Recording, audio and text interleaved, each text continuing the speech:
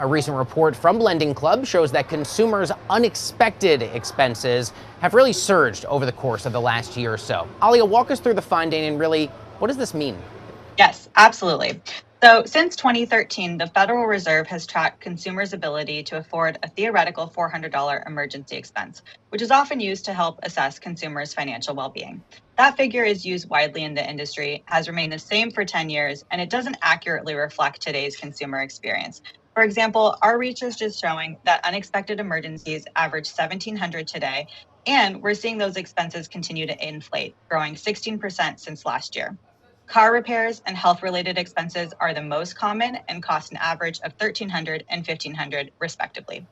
Our research is also showing that nearly half of consumers have faced unexpected emergencies over the last 3 months, with millennials and high-income consumers facing them at even higher rates. To give you some context there, consumers earning more than 100,000 annually were 34% more likely to have faced these experiences than their lower income counterparts. And we also looked at how consumers are paying for these events and found that 51% are using cash from their savings accounts, over a third are pursuing financing or alternative sources, and 28% are using credit cards. Alia, why do you think we're actually seeing these sorts of unexpected expenses rising? Is there anything in your data that gives us a sense as to the why? Yeah, absolutely. So the short answer is unexpected emergencies are just happening more frequently. And while the share of consumers who have faced these expenses remains relatively unchanged, the average cost to consumers of these expenses continues to rise.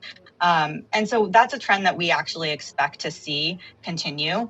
So fueling your emergency fund and keeping at least 3 to 6 months worth of your living expenses in there is really key. Paying off your high interest debt, such as credit cards, and looking to lower cost alternatives like personal loans if you need extra cash, and enhance your savings. So, for example, a lot of banks, including LendingClub, offer high yield savings accounts with an average percentage yield over 4%. If you have money sitting in a savings account that doesn't yield you at least that, you really should consider changing to one that does so you can passively earn more.